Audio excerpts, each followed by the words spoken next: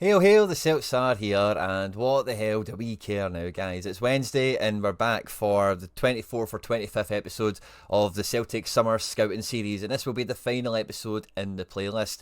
This is a video that was always going to happen, regardless of how the transfer window went, and to be honest with you, I was really expecting to, get to the end of the summer, see the window closing, see the money we spent, the players we brought in, and have a really interesting discussion on, how good they could be, what they really add to the team, and maybe compare and contrast that against some of the players that we've been IDing for the last 20 odd episodes on this channel around European and world football. In case you're new around here, our shortlist got over the 120 player mark across all the different positions in the squad you care to think about, and over the summer we kind of whittled that list down with players that were moving on, or other targets that we seem to be chasing down, that sort of thing. And we actually had some names from the shortlist that actually appeared in the rumour mill itself. Of course, Jacob Bream, Benjamin de Gren, who we actually went on to sign. Balikwisha was on the list and featured quite heavily, but I think that was really more so off the back of us actually being interested in the player. But what the Balikwisha kind of approach, or the fact that we were after him, really gave us the sense of, the whiff of,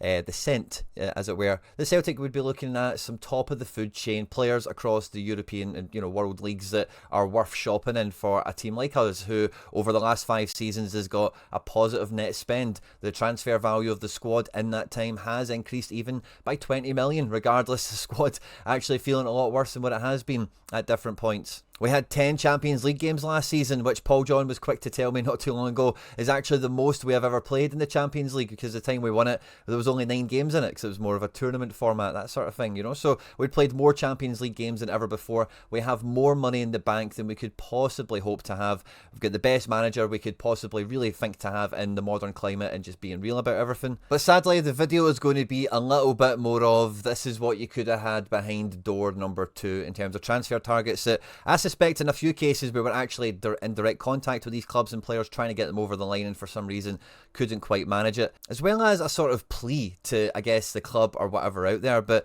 in all sincerity, if I can do all this in terms of IDing different players and seeing them at different price points in different leagues that could sincerely add into the squad, there is absolutely no excuse for the powers that be at Celtic to not have the same kind of information at their hands. And it's really difficult, because as I think about this and as I say it out loud, like, I do believe, and there's some evidence to see that we'll talk about in the video as well, obviously, that we are chasing top of the food chain targets. We are going for slightly more aspirational players in some cases. And some of the chat that's came out has been that the club in different sections of departments has a lack of confidence in one another in terms of either getting deals over the line or even in the talent ID stage. And, we've had a great summer on the channel. We've covered this content every Wednesday. It's been a blast. We've been doing live streams, but we also made a video that went quite big on the channel anyway, when I applied for the first team analysis job at Celtic, where they didn't even look at the application. Sorry for the spoiler. Feel free to check out that video if you miss it, because it's maybe quite it's an interesting watch. A lot of you guys seem to enjoy it. But in all sincerity, if these types of players aren't being ID'd, part of the thing that really helps me do a lot of the content here at the channel is I watch a bucket of football, and I'm there's no way of saying this without it sounding the way it sounds, but I'm quite well connected now, the way things work in the modern climate with social media and everything else, where I know so many people that put eyes on every player you could think about, and I know a fair amount of people that are directly linked and ingrained in the football mill, as it were, the fabric of it, scouts, coaches, guys at different clubs in different positions, and even people who I would consider like contemporaries or whatever, like that are like, I know some people that around France and Belgium in particular that started doing what I'm doing with you guys here, and grew it to the level where they actually have like agencies and scouting companies now that are hired by elite clubs in European and world football. So you've got my number. I'm always down for it, and obviously if I was to work for Celtic, you guys wouldn't see me here on the channel or on any channel anymore, which is one of those ones where it's one of those, what situation would you rather be in? But I feel compelled to kind of put it out there again and just kind of lay the table, as it were, for the content we've got here in the video, the players we've ID'd, how long we've been talking, looking and thinking about them, and really how slow we've been out the traps. And I say it's a kind of behind door number 2 thing, what you could have had, so a little bit bittersweet. We'll also look at the targets, like I mentioned mentioned already, there is evidence we did try and do some potentially exciting stuff that I was quite happy to see at stages of the window, but sadly couldn't get it over the line. So there's a wide breadth of, you know, like what we got, what we missed out on, what we could have had, and, you know, a few bits and bobs in between. Maybe something that could rear its head again, perhaps in January, dare I say it. At any point in the video, if you do laugh, you learn, you like something or whatever, please do like and subscribe to the channel for more content like this. Jump into the comment section, let me know your thoughts and feelings. Is there any players that we feature in the video today that, you know, you agree with, you'd like to have seen come into the squad, or, you know, we'll get into it. You'll see, comment away, and feel free to timestamp it as well. All you need to do is put the number, number of when I say something in the video, and we can directly chat about points in the comment section a lot easier between each other, or between other commenters, other subscribers here on the channel. And thanks again to all the subscribers, all the followers we have on the Substack. All the content that we make on the YouTube channel has adverts on it. On the Substack, there is no adverts. On top of that, you also get access to all the articles and all the exclusive scoops that we get here at CeltsAreHere across all of the channels that we have. CeltsAreHere is a fan media, fan news organisation that is made by fans for fans. Original fan content is what we roll with here, and if you want to support the content that we make in terms of the articles and all that kind of stuff, the videos, everything else from Facebook to YouTube to the Substack, everything, then please head over to some Substack and, you know, drop us a subscription over there. It's £1 a week, £4 a month, and it just supports everything that we do here. The link is in the description of the video. But yeah, let's just get stuck straight into it, because at point of recording, we've all signed, sealed and delivered Iheanacho now, and if you want to hear my thoughts and feelings on that, then you can check out yesterday's video. I'll link it at the end of this one in case you missed it. And another thing I'll link at the end of the video as well is the post Kairat video, because in that, you know, we put a lot of energy and effort into timestamping that video, because it talks on a lot of topics, and I highly recommend, if you didn't watch it or you missed that segment, to check out the segment where we talk about the board and where we talk about the club as an entity and how it has really failed to be a modern football club, and how they're very much acting like arrogant owners and an arrogant club, very similar to other situations we've seen, particularly in England, with the likes of Ed Woodward and Man United, the Glazers, all that kind of thing. Never mind your Daniel Levy's, and, you know, we go into it in a lot of detail. So if you've missed that and you're interested in that type of chat right now, it's timestamped and you'll find it in the video we did post Kairat. I'll link it at the end of this one. But yeah, very long intro, very sorry everyone. This is the state of the squad that we've got right now. And, you know, like, we've already broke it down yesterday in terms of strengths, weaknesses, what's still missing, and really how it's still really ski with in a lot of different areas. But the number one thing this squad has to achieve is just winning the league, quite simply. There's no other way of putting it. I don't care about cups. The Europa League, like, again, in that Kairat video, I did lay out the expectations that 10 games is par. You know, I expect us to play the 8 that we're fixtured for. I expect us to finish in the top 24 and get that playoff element that we got in the Champions League last year. And then if we get to 12 or 14 or whatever, then I would consider it a success. But I think 10 is par, 12 is where we start to talk about it's a good campaign. But having looked at the squad now, Jesus, if we get to 10, I think a lot of people would consider it a good campaign now at this point, even though it's Europa League. And the main area in the team that we all see is just totally underserved and not been looked after properly at all is the forward line. And throughout this window, we did try and get some targets of some credibility, but sadly they slipped through our fingers. Hopefully the last name we utter this guy's name, but Matthias Kvitsgarden was a name that we were linked to for an eternity, and eventually went to Norwich under, maybe it had some sort of confidentiality clause on it, but there was some sort of minimum fee release of just under 7 million quid that Norwich got him for, that we were putting in bids of 10 and 13 and Bromby were rejecting them and messing us around.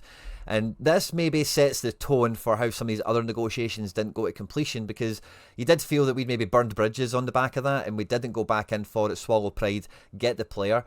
Because again, this is something that's quite important to state very early in the video, is that football players are not fungible, and you can look up what the word fungible means, but a good example of it is money. You know, if I've got a £10 note and you've got a £10 note, if we swap them, it doesn't mean anything. That's a fungible item. It doesn't matter. Football players are not like that. You know, a left winger that's 23 years old, that's scored X amount of goals or whatever, is not the exact same as another 23-year-old winger that's scored X amount of goals or whatever. And I know I say whatever too much, so I'm really sorry. I'll stamp that out from now on, I promise. And you see with clubs that are properly run, that when they have ID'd a target that is like fits the bill, ticks the boxes and everything else, there is no plan B and C until you need to cross those bridges. You go after plan A, you make it happen, because the benefit, the net result on the pitch will be tangible and will be worth it.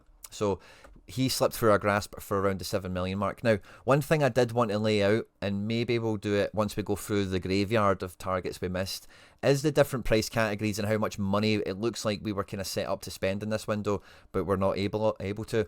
Another Scandinavian winger that we went for and missed out on was CeltsAreHere. He ended up going to Twente for about 5 or 6 million euros. Again, a guy in January, by all accounts, had his passport in his pocket. He was going everywhere. He was this close to signing for us. He's went to Twente in the Eredivisie, and I'm sure we're going to hear about him moving on for 20 or 30 million in the near future.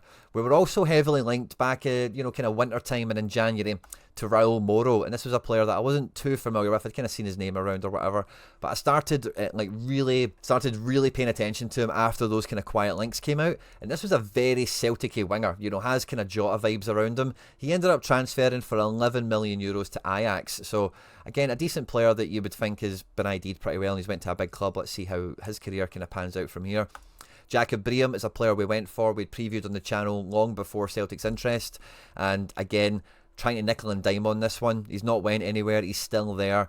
And maybe similar to the Kvistgarden thing, the bridge has been burnt. The director quite famously came out and slagged us in the aftermath of it. And the amount we wouldn't go to for Jacob Briem was basically the same amount they ended up paying for Tuneki, who, we've got in the building, and welcome aboard, pal. And then we had Kasper Dolberg, who was set to, we would have maybe broke our transfer record for a guy like this. This is someone who we only really started to approach on deadline day after Anderlecht had been eliminated from the Conference League, and it looked like they were really in financial distress, really needing to move players on if at all possible. But the deal was done, and then we messed around. Now, I did mention this in the other video. I asked the comment section to fact check me, and all I got was more questions, so I went and I fact checked myself. And this is not the post that I found in the original case, but this is the only post I can find now, and by all accounts, as you can see from the post, it's similar things had popped up elsewhere. So it looks like this deal was done and then totally fumbled. Now, there were strong noises and suggestions that in this transfer window we would have broke our record again had we qualified for the Champions League, and we were maybe still prepared to do that even on deadline day at the Europa League, kind of budget as it were now. But if we got into the Champions League, I think the club's plan was to break the transfer record. So we'll say one player, let's just call them 13 million plus, right? So I think if we got Champions League, we would have had a player like that we would have went for, and it might have been one of the players we've already spoken about. We might have just pushed the boat out for them transfer fee wise.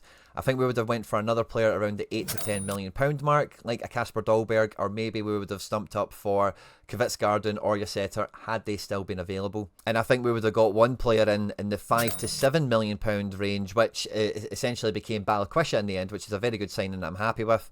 And then I think we had kind of an unlimited amount of players less than 3 million that we could sign, because that's what it felt like our soft ceiling was, like 3 million, 3.5 million before we would walk away and go to the next player on the list, and just felt like it took far too long. But those are the categories that I think we would have been playing with, and depending on the amount of minus 3 million pound players, which there ended up being 3 of in this window. Shin Yamada, Ben Negren, who we also featured on the channel long before Celtic's interest as well, and that was a bit fortuitous. I think if Negren had been in a normal contract situation, he would have been firmly in that 8 to 10 million category. In the Mura, Shin Yamada, I forget which order I said that in, but we ended up getting 3 of them. So if you imagine, that would be about the same. Balikwisha for 5.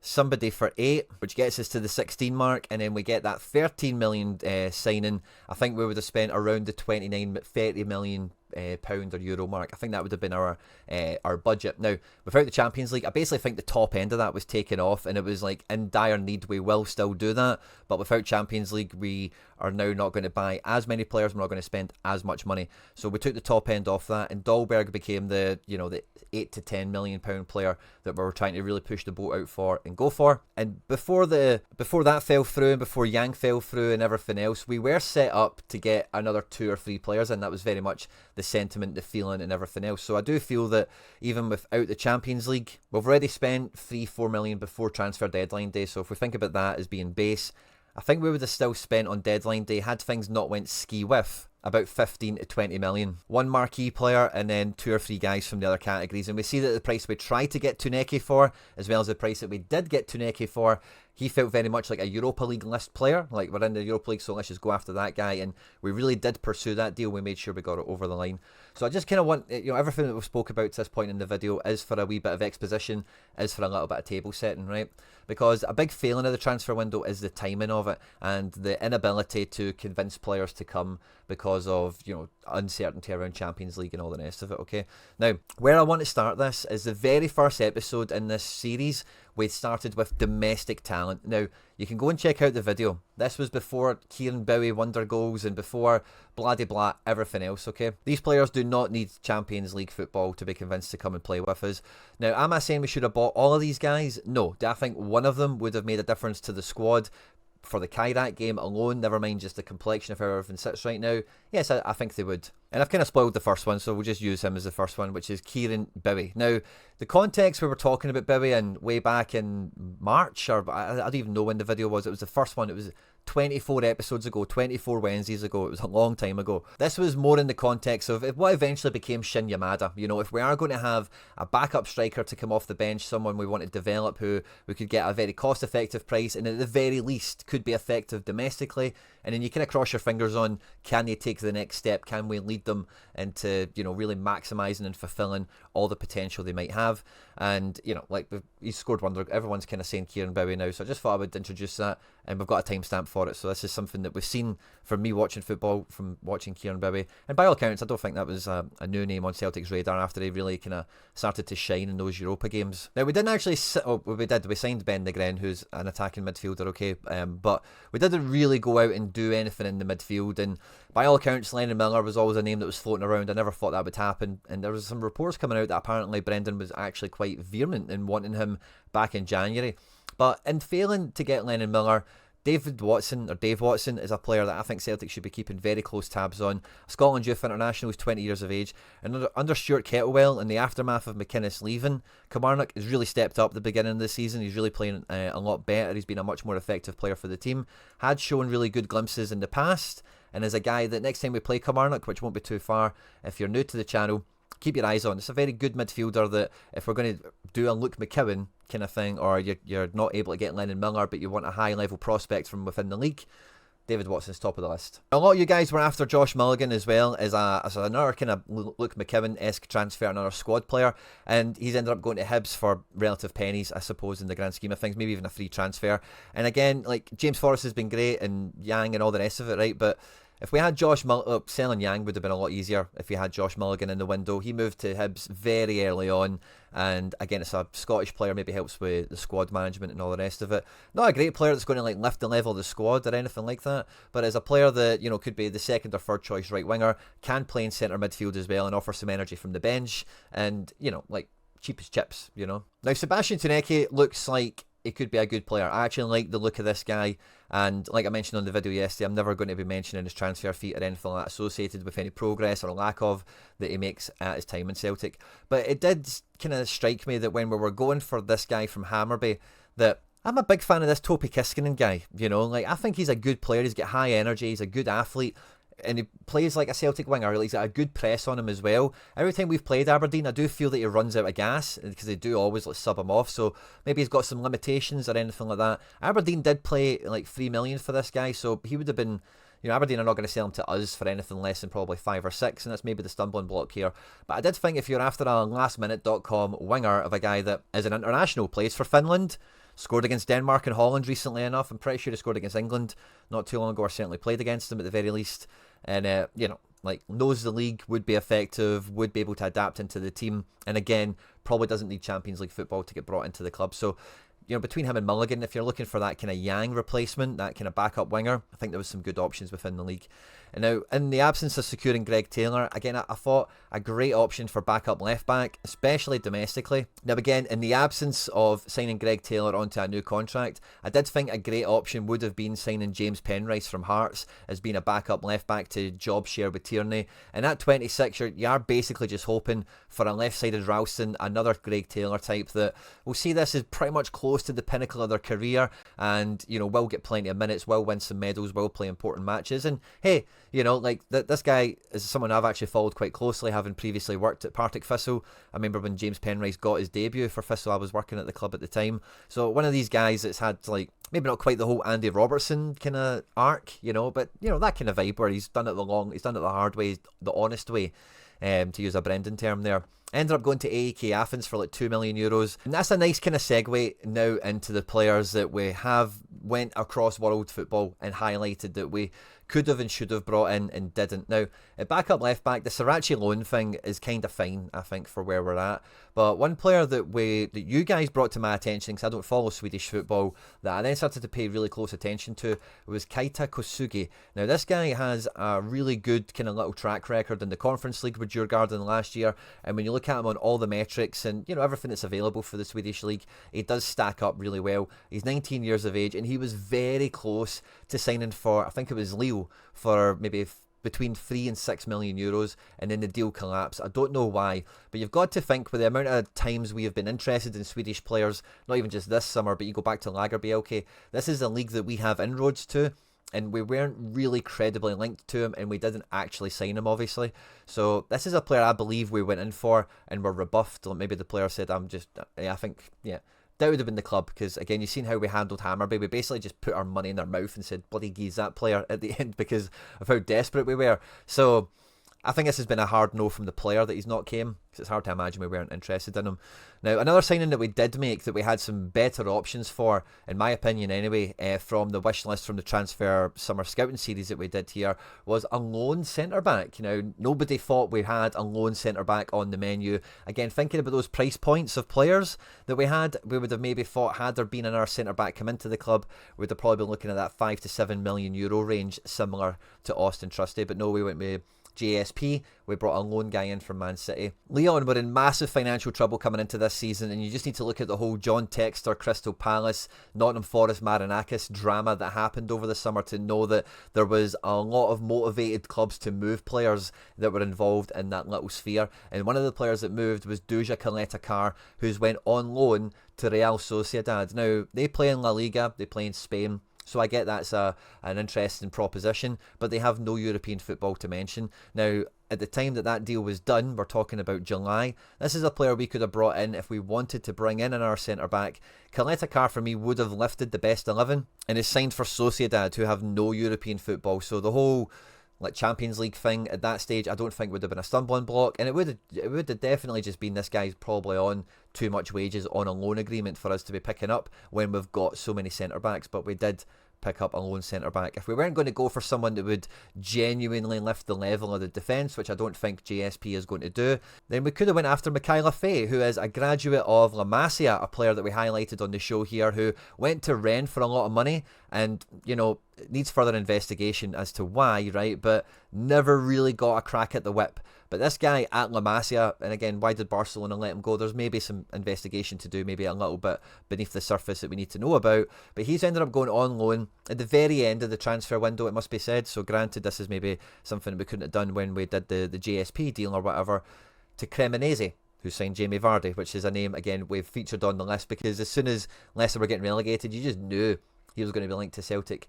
But he's went to Cremonese to play for a relegation fighting Serie A team in a hope of sparking his career on and getting him going. And when for me, the main benefit of a player like this on loan with an option to buy is that they're a hustle, is that, he's maybe got some personality problems, he's maybe not found the right environment, as long as it's something that's manageable and workable. This is a guy you could loan in, get that transfer fee locked on, and if he plays and he kicks ass and he does really well, you just flip the switch, you buy him and then you sell him within a transaction, and you just be really smart about it. So there's no buy clause on GSP, there's no ability to do that, but Mikaela Faye is a high level wonder kid prospect that, if you got it right with somebody like this as a loan agreement, could have been very, very good. And he's versatile as well, so you wouldn't rule out the fact we could maybe mould him in to a different type of player. And then we had Mikael Sadalek, who I think is a name a lot of Celtic fans will be familiar with. He's been around the kind of Celtic rumour mill for a few years, hasn't he? Currently at 26 years of age, has played left back, mainly plays centre mid, but he's went to Sparta Prague for $2.5 million. A bit of a homecoming type thing. I can get the appeal. Maybe, you know, if we did go after him, he would have still went home, as it were. But at $2.5 million for a guy that can play left back and defensive midfield, it feels like it could have been a very good utility player for us to add into the best 16, into the main squad, and then use them kind of as and when appropriate. Now, all the players that we feature, essentially, I've kind of caveated them all anyway, but going forward, there is only like one more to caveat. All of these players transferred in July or at the very beginning of August, before we were anywhere near playing Kairat, and a lot of them transferred after the draw, you know, so after we knew we would be playing Kairat or Bratislava, never mind as that tie even progressed, in which time Joe Chima Fujita, who is a Japan international who keeps the likes of Rio Hitate out the squad, made a €3.5 million transfer to St. Pauli, who had just got promoted into the Bundesliga, and he started the season in Germany, you know, a really tough game against Dortmund, but a very good Hamburg derby here for St. Pauli against them, and a guy that had been doing very, very well in the Belgian league, got a good defensive kind of awareness, but also a set piece taker, a guy with good technique and good distribution, and at €3.5 million would have firmly been in our price range. Again, midfield is not something we really touched on in this window, particularly the defensive element of it, and we had a lot of nice targets like Chochima Fujita who were in our price range that we were just nowhere near. It seems Joris Chotard was leaving Montpellier, who'd been relegated, a France youth international, very highly respected kind of up-and-coming midfield player. He's ended up moving to Brestois, or Brest. They've had a pretty good window themselves, for €2.4 million. Now, his performances and his statistics don't really jump off the page because the last team he was at got relegated, you know, so it's hard to see where all the green shoots are, but he does have them, and he's shown domestically in the French league as well as internationally for the France youth team that he could have added a dimension into our midfield. I don't think there's much question around that. Similar to Nathan Skita, who is a Finland international as well, who left Dunkirk, I think it was, for Kaiserslautern. He's went to Bundesliga 2, but he's only moved for €1.8 million, and the best way to kind of summarise this guy, to recap him for any of you guys that are just catching this guy's name and whatever for the first time, is that he's basically like Scandinavian Hitate, you know, really small guy, low, well, not really small, but smaller Hitate, right? Just think Hitate, low centre of gravity, good on the turn, likes to drive up the pitch, has got a good eye for a pass, doesn't mind a shot, that kind of player. And one of the players I was really hoping we would pursue is Pedro Vite. He moved to Pumas from Vancouver for €3.8 million. And this is a guy that is a lot closer to the Matt O'Reilly build in the sense of he's a big, powerful guy with good running energy to get all across the pitch. He can play up front. He is actually a striker, but Vancouver were starting to get a really good tune out of him in a midfield role, very similar to the way we've been using the Gren, and quite similarly to the way that we used to see Matt O'Reilly play. An Ecuador international as well, 23 years of age, under €4 million, and again could have been gotten before the Kairat game. Now, the rest of these players in the midfield department especially really do lift our level, but really do cost a pretty penny. Mamadou Sangare left Rapid Vienna, who we have inroads with, who we talked to, for €8 million, and he went to Lons, and you just know this guy's probably going to jump on to a 20 or 30 million euro transfer to a Premier League club sometime soon. And again, to clearly bring an asset into the team, someone that will clearly make the best 11 better and could be like a bit of a marquee signing, would have been Kasper Jander, who made a move very late in the window, it must be said, to Southampton in the Championship. This was 12-13 million euros, something along that kind of line. We wouldn't have had him in before Kairat.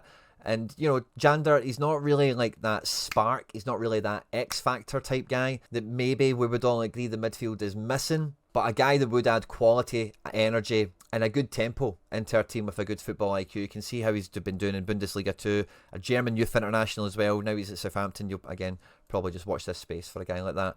Now, when it comes to like marquee players, where we're expecting them to be in the front areas, of course, and a player that I thought was relatively realistic that we go for, that we didn't go for, we didn't get, of course, he moved to FC Porto for €13 million. So this could have been like a record signing for us had we had the gumption, the balls, whatever you want to think of it as, to go out and do the move ahead of the Kairat game, as Borja signs. Now, he is also at Norwich, and we do have previous with them. We've definitely got their phone number, and, you know, would they have charged us a little bit more for this guy? Maybe. But the prospect of playing in Portugal, obviously Spanish, so the climate, I'm sure it works for him, but he plays at Norwich, you know, so playing in Scotland isn't a hard sell. Now, Porto, when they signed Borja signs, were already in the Europa League. So wages and the climate or whatever is probably the only thing that would have stopped us going after this player. Then we get back into players who we really should have been looking at, who are very firmly in an affordable price category for us, that moved very early in the window, and had we, been active as a football club trying to ID them, we could have went and brought them in. One of the big wonder kids that was moving this summer was Ferry Naipan, who left Rosenborg for Man City, but like every club, it's another kind of Odegaard kind of situation, wasn't it, was after him. And we were saying it on the channel, long before this series even started, there was always going to be a smarter team that would see all the Naipan kind of, furore and like, oh, look at this guy, and notice that there's another guy in the team that's pretty damn good as well, that's going right under the radar, and that was Marius Broholm. Now, I liken this guy in play style, not ability, to David Silva in terms of how he plays in the wide left position and how he could play in centre midfield. A player that went to Lille for €6 million, which again is in the price categories that we've been shopping in. Would we have gave Rosenborg €6 million? I don't think Celtic would have actually tried to do that or been open to doing that. It would have been a dire straits situation. But this is a guy that could have been gotten in really super early at a very affordable rate when you look at the amount of money we've got. Even selling Nicholas Kuhn as early in the window as we did should really lubricate any of these types of moves happening, as well as Nicolo Trisoldi. Now, as soon as this move happened, I was very quick to point out that this is a wild miss from Celtic, because he went to Bruges for €6 million on the 1st of July or something like that, super early in the window.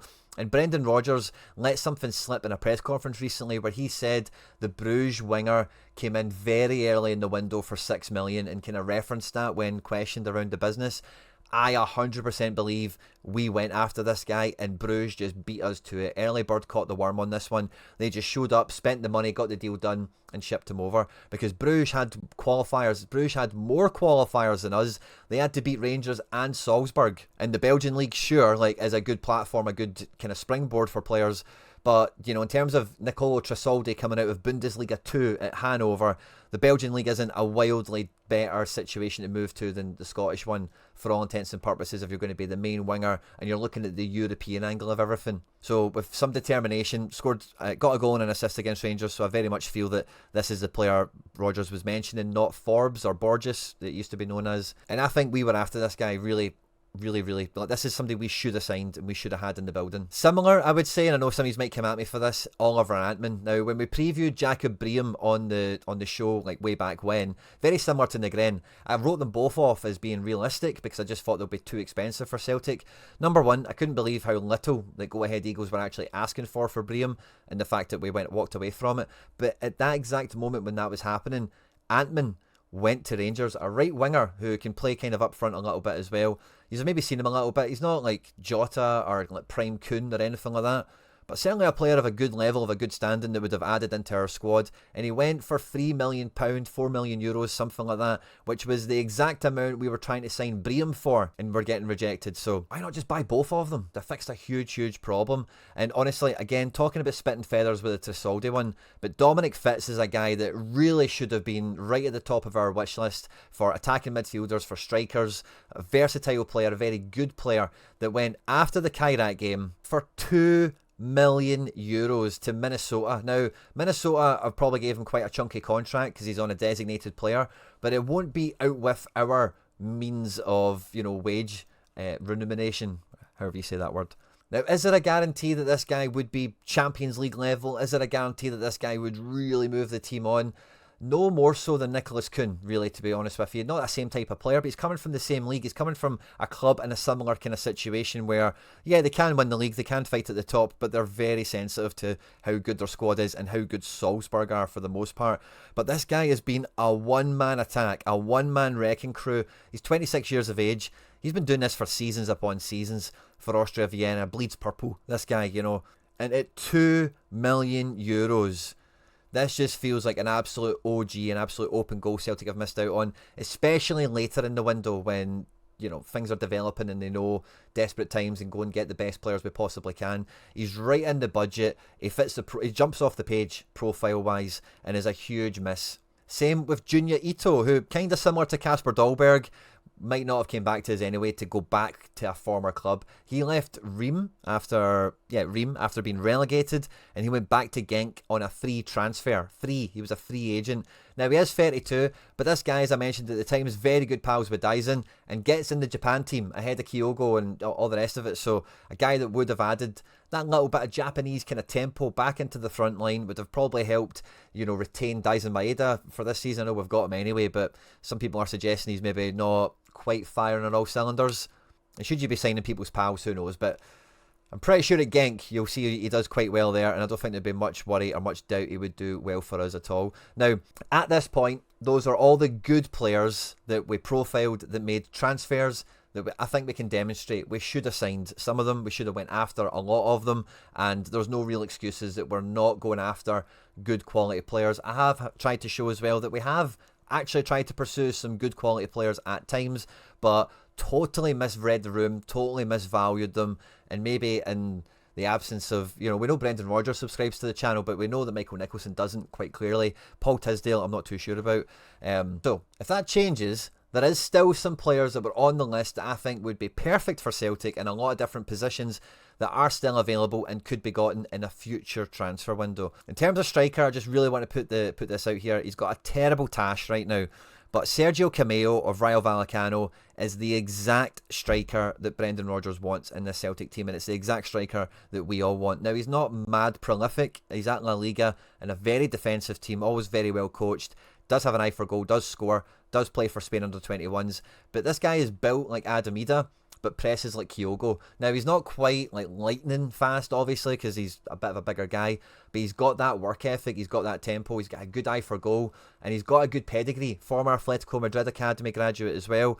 And when you're looking at the prices of Kasper Dolberg, this guy's certainly going to be priced in and around there, and is a guy that I think would do great for us in all facets. Very similar player in terms of stature, pressing profile, ball progression, all that kind of thing, is Mathis Ablin, French youth international. Now, Nantes were trying to sell him for like 20 million euros to another French team, and I think it was maybe like a rival type of situation. They were trying to price the move into oblivion, so it wouldn't have came cheap, but I think any reported price that you might see around Ablin between a domestic transfer between someone else in France, Nantes have deliberately kicked the backside out of it because they don't want it to be a domestic transfer. This is a guy we could look to get for like a record fee and maybe add on a chunky sell-on, because Nantes do want maximum value for this guy. Again, a very well decorated France youth international and fits all the profiling that you want of that guy who Adamida wasn't quite, and we still need to replace Kyogo's kind of tempo in the attack with. When it comes to the midfield, Valentin Antangana I thought was a player that Celtic would be definitely linked to.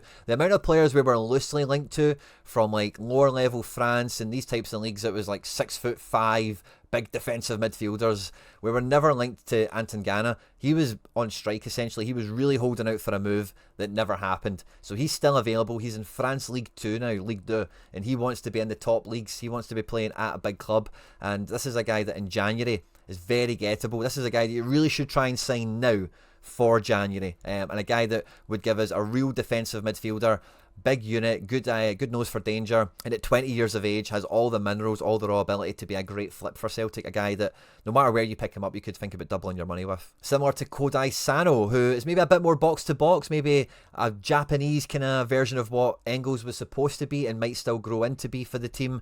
A guy with a good range of passing, he can find the back of the net, he knows how to set up his teammates as well. Had a very good season last year, and we featured him on the channel, of course, is why we're referencing him again, but he started this season very strongly as well. But when we were scratching about desperately for wingers, why we didn't pursue Diego Luna, I'm not sure. This guy is desperate for a move to Europe. MLS don't sell their players for egregious sums of money. We definitely have inroads to do deals with MLS. We've done plenty of them in the past, and he is still at RSL Real Salt Lake, still in the US, 21 years of age. This guy's a maverick. This is the sort of guy that we need to unlock low block defences or whatever. Very good on the dribble, very good crosser, very good attacker. Could he make the step up? There's always the question mark with guys from MLS. I get that, but this is a guy that has enough meat on the bone where he would be a good guy to back. If you go and check out his highlight packages, the guy's a player. Similar to Andres Martin, who again I linked us to, or I suggested we should go for many moons ago, still finds himself in La Liga 2 and has proven techers, has Spain youth caps. He's 26 now, of course, but again, at the very depth of the window. Racing Santander, I don't think they're knocking back a decent fee for a guy like this. They're not a rich club. They don't have big money exit transfers happening. A right winger as well, which is what we're after. We don't have one.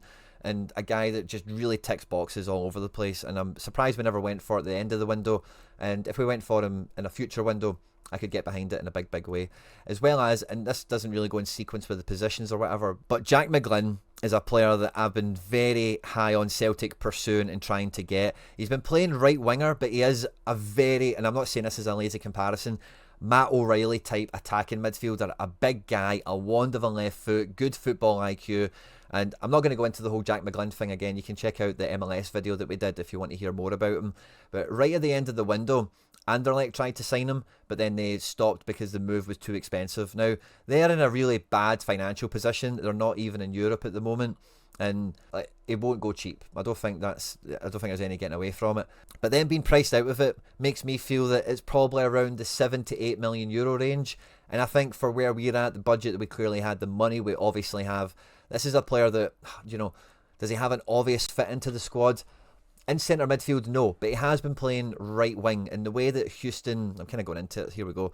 But the way that Houston play is that McGlynn is a one-man team. He is the best player in the team by a country margin, and the whole team is built to give him the whole right wing space so that the team can switch the ball to him. So that when he gets the ball moved from left mid, left back to the right mid, he's got all the space in the pitch to pick out their really crappy attackers that they've got and to get their really crappy team some goals and assists. He's not really a right winger. He's not going to blast down the line. And that is it, guys. That is the transfer window that was. We finished this window over 20 million euros in transfer fees alone, never mind add-ons and kickbacks that we've received from the likes of Frimpong and even some of these loan deals. Adamida's fee isn't even marked here, so it's much closer to the 30 million euro mark when you account for the Rockies and Palmas and everything else. Celtic cannot stop making money. It's just the club's been managed so well, the squad's been so finely balanced, they just keep having this coming. And we spent a total of 15 million euros, over half of that, or over 10 million of that on two players, which is nice to see that kind of lift up, I suppose. There's really not much in and behind that, Sriracha and JSP on loan, Kelechi Iheanacho in a free transfer. Kieran Tierney we love, but it's kind of damaged goods in some ways, isn't he? We only spent 15 million euros. I think there was definitely another 10 to be spent in that one. And yeah, the transfer window that was, it's probably the best way of summing it up. The squad value is at 137 million, and I expect that to go down after a Europa League campaign, because Champions League adds some digits onto that, make no mistake about it. And then, where do we go from here? It's really sailing into the unknown. Manager's in the last year of his contract, so a World Cup year as well. So you certainly expect that Dyson and Hatate and one or two other guys will see that as certainly the end of a chapter in their career with a World Cup on the horizon. So we're coming into, we're coming into this season in the ascendancy. I said it in the intro with all the money we've made and all that kind of stuff. And this should have been a further improvement year. This should have been us boldly going where no Celtic has gone before, as it were. But now we are in a situation where in this window we've taken 2 steps backwards, and then we're looking down the road. And not only are we 2 steps back on where we should be, but there's more steps being put in front of us now for the next coming windows, for the squad, for the manager, for everything going around the club at the moment. So let's cross our fingers and toes they send me an email. Now, before coming to record the video, I found this excellent thread from About Celtic, or Everything Celtic as they're called on Twitter. Very good account I enjoy engaging with regularly, and he had a thread of the window we could have had, and there was some names on this that I was also familiar with, I knew would feature in the video, and I asked their permission if they would be okay with us featuring their little thread on the video as well, because it's not just me, there's plenty of people very Celtic minded that can see the writing on the wall, as it were. And I'm not going to break down and go through all of these, but I just thought I would show this as another example of even just some confirmation on some of the picks I've had, as well as even some other players that I'm not terribly familiar with that we could have been going after, that were very much within our price range, and very much, even guys like Alvin Sanchez and Fabian Rieder, who we've went for in the past and missed out on. So names that were certainly known to the club in different ways, but huge shout out to them and the thread that they've put together as well. I think the only caveat I did want to put onto this is Moukoko going to Copenhagen. I think that's a red flag. I don't think that's one we should have went after, because he was he's 20, right, but he's been playing for Dortmund first team since he was 16, and that's when he was like, oh, Moukoko scored for Dortmund and and he was like 16 in the Bundesliga. And I don't know if it's injury or I think there's maybe some question marks over his age. So maybe it's a player we didn't want involved in. But Tresoldi's there. Broholm is there. There was somebody else as well, I think, that we'd featured in this video, Penrice. So I thought that's a nice thread, and I thought I'd add it in here just for another little food for thought, another couple of players to think about perhaps. On screen now is the other stuff that I've made that I referenced in the intro, in case you want to check out those videos, and there'll be one other video that we've made that YouTube thinks you might enjoy as well, in case you want to catch that. If you've not done so already, please hit the subscribe button for more content like this. Comment section, like, subscribe, share, retweet, all that good stuff. You know what to do. Hail, hail, on the hoops.